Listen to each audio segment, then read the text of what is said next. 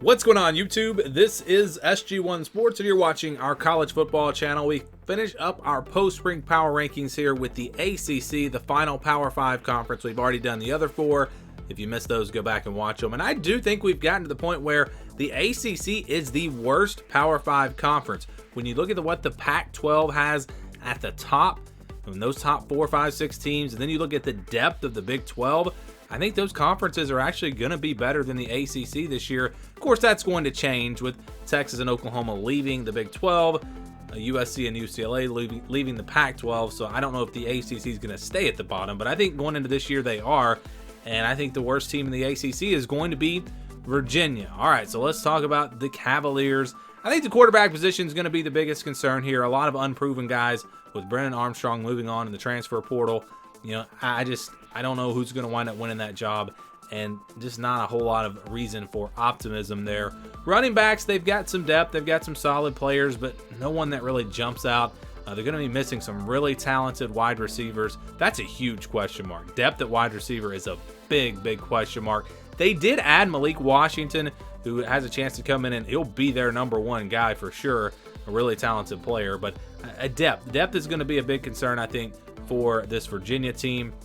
You look at the offensive line for them, and it's just they're not great on the offensive line. They've got a few starters coming back, but just no reason to be excited about the offensive line either. And then you move on to the defensive side.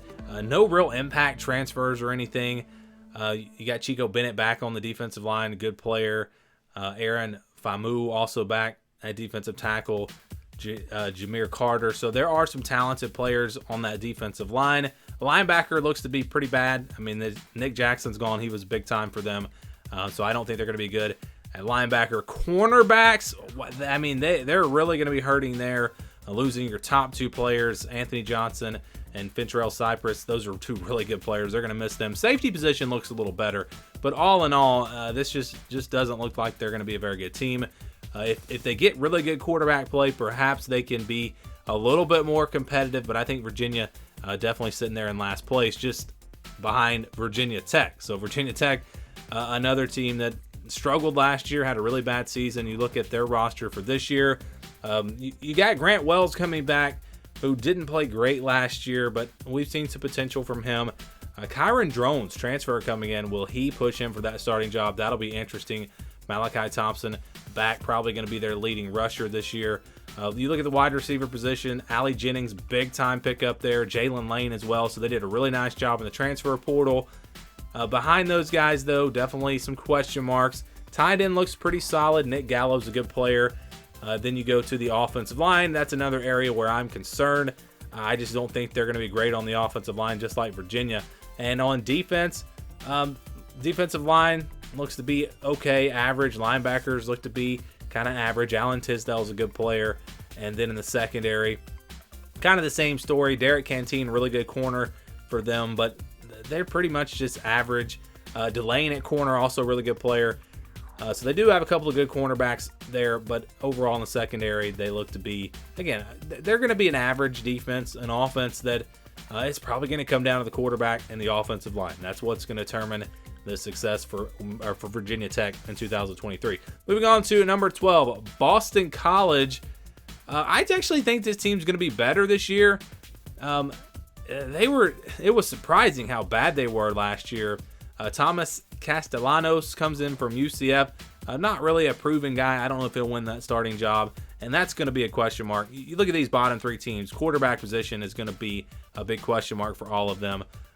They've got some options at running back. I think that's going to be a pretty solid position for them. Traditionally, they've been good there. Kyle Robichaud comes in, transfer, a good player there. Ryan O'Keefe at wide receiver. He has a chance to be that next Zay Flowers, I think. That could be really good for them. But other than that, I just don't know about these wide receivers. You look at the tight end position, George Takis will be back. He's a good player. Offensive line looks to be similar to Virginia Tech. I mean, you look at the teams that are at the bottom of the ACC, they don't have good offensive lines. And if that run game is going to get back to where it has been in the past, offensive line, it's going to have to start there. Then you look at the defensive side. They've got some good players. This defense actually, I think, has a chance to be pretty good. No major concerns. All three levels look to be pretty solid. So I think Boston College can have a good defense. And they've got good running backs. Again, offensive line, if they can get it going, quarterback position can play well for them. Boston College has a chance to be pretty good. And I think they have a really good chance actually to get to a bowl game because they have a very, very easy schedule. So we'll see if they can do that. Number 11 is Syracuse. Team that I thought was really underrated last year. But going into this year, I'm just not high on this team. Garrett Schrader's back at quarterback. That's the good news. You've got Jawan Price there at running back and a couple other guys who contributed last year. But wide receiver position, that's going to be a big question mark. You know, who is going to step up for them at wide receiver? I just don't know. I mean, they've got the tight end wide receiver, whatever you want to call him, in Gadsden. Really, really good player, and he's going to be the main target on offense. But behind him, I mean, I just don't know. They just don't look to be all that great. They've got some decent players, but that's going to be a question mark. Offensive line, also going to be a question mark. It's kind of a trend here for these teams in the bottom of the ACC. The offensive lines are big question marks. And I think defense is a question mark for this team as well. Marlo Wax, linebacker, really good player. He's going to be strong for them, but they look to be very average really across the rest of the board. So we'll see how good they can be this year. Again, Garrett Schrader coming back at quarterback is the good news, but a lot of question marks everywhere else. Number 10 is Wake Forest. Of course, Sam Hartman is gone. I'm not as concerned about the quarterback position as maybe some people are. Mitch Griffiths played pretty well for them when he has played. And if you look at the history of Wake Forest, their quarterbacks always play well. I actually think I'm more concerned about Sam Hartman going to Notre Dame and how is he going to play another system? Because, again, this Wake Forest offense, it's built for these quarterbacks. And you look at everyone that's kind of come through here. They've had success at quarterback. And they've got options at running back, wide receiver. They've got some good players. This offense, I think, is going to be just fine. Taylor Morin, he'll probably lead the way for them at wide receiver. But, yeah, I think this offense is going to be just fine. Offensive line, it looks to be pretty good. Devontae Gordon, really good player. Michael Jurgens in the middle, good player. So I think offense will be just fine for Wake Forest. It's the defense where I'm concerned. They're going to be pretty bad. I think they might have the worst defense in the ACC. They're going to have to outscore some teams. And maybe they can outscore teams like Syracuse, Boston College, Virginia Tech. But I don't know if they can outscore the teams that I have ahead of them. And that's ultimately why I've got Wake Forest at number 10. It's because of the defense. Unless they surprise there, they are really going to struggle. All right, number 9, Georgia Tech. Team that I think could be improved this year. You saw flashes at the end of last season. Quarterback position is going to be a concern. I'm not sold on Haynes King. I know he was a pretty big recruit, played at Texas A&M. I never really was impressed with what I saw from him at Texas A&M. So I don't know if he even wins that job. So that's going to be a question mark for them. But last year, Jeff Sims was injured during the season at times, so he didn't play all year. So they're used to that. They've got some other options, guys that can maybe step in there.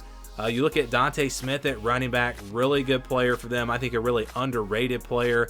Travion Cooley, a transfer, coming in as well. At wide receiver, they added Christian Leary and Chase Lane, 2 receivers from the SEC that should come in and make an immediate impact. Those will probably be their top 2 wide receivers this year. Offensive line actually looks pretty strong for them.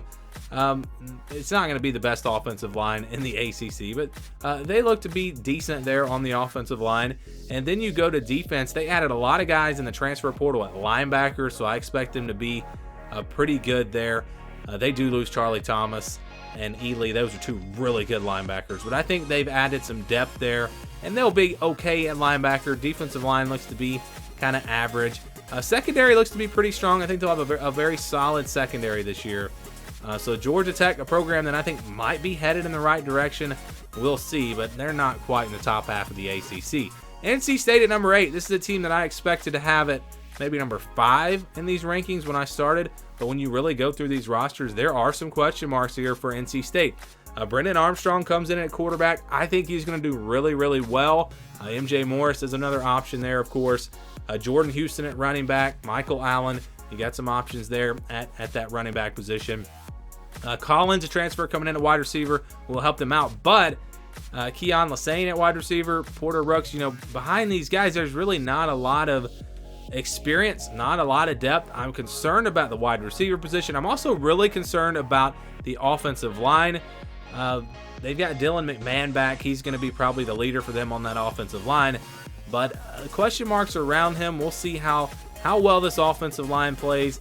And then you go to the defensive side. Some question marks there. I mean, the defensive line looks to be decent. They do return Peyton Wilson at linebacker, but other than him, some big question marks at that linebacker position. Secondary, Aiden White will be back at corner. Really good player. Shaheem Battle at corner, good player. Safety position, though, big question mark. So there's potential here. We've kind of reached those teams where they have potential to be top 25 teams, but they also have question marks, and which way is it going to go? NC State's got a great coach. They've proven that they can be consistent. So because of that, maybe they should be higher in these rankings. But when you really evaluate the roster, that's just where they wind up. Number 8 for me. Pittsburgh at number 7. Another team that's very similar to NC State. They've kind of proven it. They can I wouldn't say reload, but they're solid every year. Phil Djokovic from Boston College comes in at quarterback. I think he's going to be ready for a fresh start. I expect him to play well. Rodney Hammond at running back, really good player there. Kanata Mumfield, sorry about the name there, wide receiver. He's a good, talented player. He should probably be their leader at that wide receiver position. Depth will be a concern, though, at receiver. I think that's definitely going to be a concern. Offensive line looks to be pretty strong, led by Matt Goncalves. And again, I'm sorry about some of these names, especially offensive linemen, not names I'm used to saying. But I think the offensive line will be pretty solid for them. And then you go to the defense. Defensive line is average, I guess I would say. Looking at the linebacker position, kind of average. Shane Simon, a good player there at linebacker. Secondary looks to be pretty good. They've got really 3 good cornerbacks, so I like what they've got there. Safeties maybe a little bit more of a question mark. But overall, I think Pitt in pretty good hands here with their new quarterback. And I think they'll be solid, but they're just like NC State. They've got potential to be a top 25 team, but also they do have some question marks. Number 6, Louisville. This is a team that actually surprised me when I was going through the roster, and it's really just about what they've added in the transfer portal. They've added like 20, I think over maybe 20 players in the transfer portal, and we're talking about some really big-time players, guys that are going to step in and contribute right away for them. Storm Duck in the secondary. You look at Stephen Herron, really good on the defensive line. Added several guys at wide receiver. Jamari Thrash, good player. I mean, you could go through the entire list here, and yeah, they lost some guys, but with what they added in the transfer portal, I think they can actually be better this year. It'll start with quarterback Jake Plummer, another transfer. That's going to really be the key for them. But when you look at some talented players that they do have coming back and all these adds in the transfer portal, I think Louisville could actually surprise some people this year. First-year head coach, of course, so how's it all going to come together? That'll be a question. But I look for Louisville to have a pretty good season. Miami is another team that was better than I expected them to be when I started evaluating the rosters. Of course, I thought they had a really good roster last year. It's kind of like Louisville. It's going to start with the quarterback position. Tyler Van Dyke, can he, obviously, the coaching staff didn't work out. Mario Cristobal made some changes. Will the new staff be better for them? Because I'm telling you, the talent is there. This roster is very strong. Tyler Van Dyke at quarterback, Henry Parrish at running back, Trevante Citizen, who was injured last year, Donald Chaney. They got talented guys at receiver, Brashard Smith, Colby Young, who surprised last year, Restrepo, Jacoby George. I mean, you can go through the list here. They've got talent. They've got depth. The offensive line looks really strong for them. Defense looks strong. Again, no major concern. So when we're just talking about the roster, Miami is definitely, I think, a top 5 roster in the ACC. And if it all comes together with this new coaching staff, watch out. Miami could surprise this year. Again, I was really high on them last year. Obviously, I missed the mark. Maybe I was a year early, or maybe it comes back to the coaches. They can't get it figured out and they struggle again. We'll see. But I think roster-wise, Miami definitely deserves to be in the top 5. Number 4 is Duke. A team that, they proved what they could do without the most talented roster last year. They bring back almost everyone.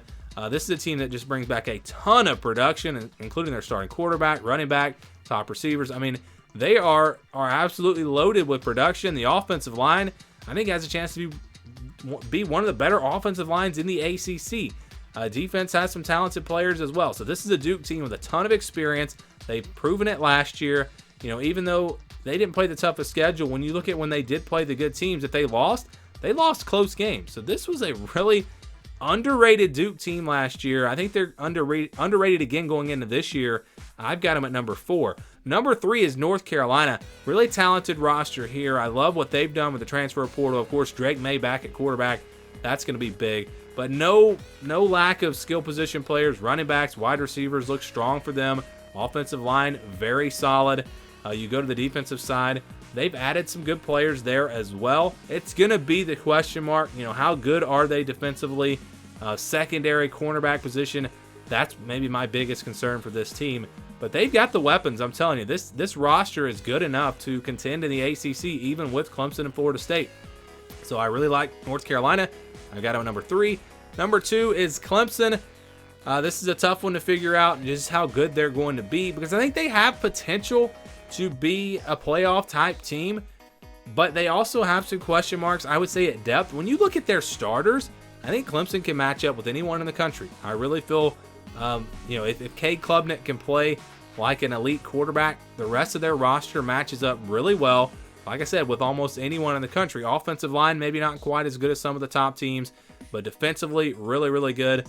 And they've got, it's going to be the passing game. What can they get out of that passing game? That's going to be the question mark for them. And then again, depth. I have said this before. I think not using the transfer portal could catch up to them. You've got all these other teams adding experienced players. Clemson could be depending on freshmen to come in if you have injuries and things like that. So I do have concerns about Clemson in that area. But if they can stay healthy, again, their starters give them a chance to be a playoff team. I really feel that way. All right, number 1 is Florida State. I do think the Seminoles will be better than Clemson this year. The roster is absolutely loaded. I've talked about them many, many times. Jordan Travis really has grown a ton. They've got weapons at receiver, weapons at running back. They did an excellent job in the transfer portal, really filling all of their holes. All their players that left last year, they were able to replace them in the transfer portal. Plus, you've got the young guys stepping up and getting better. Again, top to bottom, I just think this Florida State roster is the best in the ACC. Doesn't mean they're going to win it, but roster-wise and looking at things after the spring, I still feel like Florida State will be the best team in the ACC.